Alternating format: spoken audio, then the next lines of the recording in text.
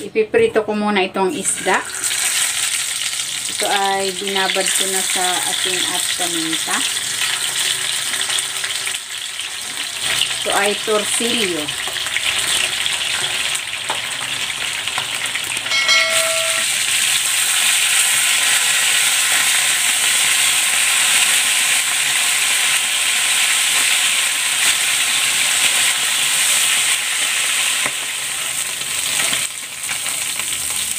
Hanguin ko na.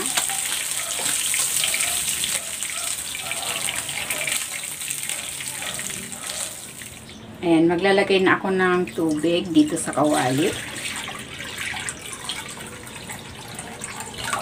Ilagay ko na tong sibuyas, luya, kamatis.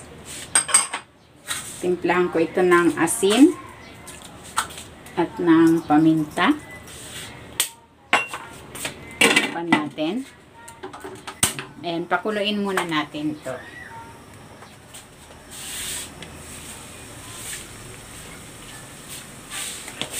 Ayan, kumukulo na.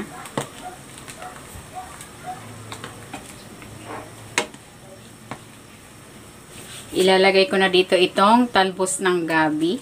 Ayan, binuhol-buhol ko lang yan.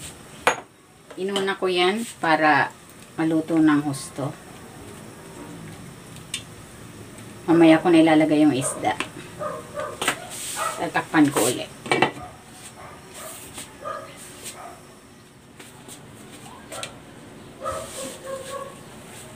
Ayan, ilalagay ko na dito yung prinito kong isda.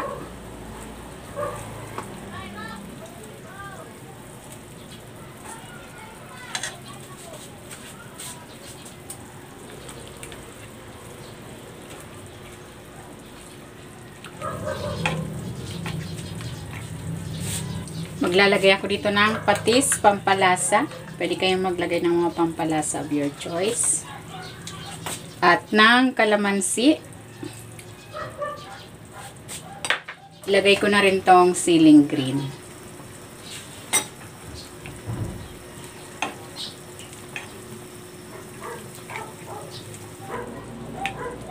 Ayan, luto na itong ating sinabawang isda na may talbos ng gabi. Hahanguin ko na ito.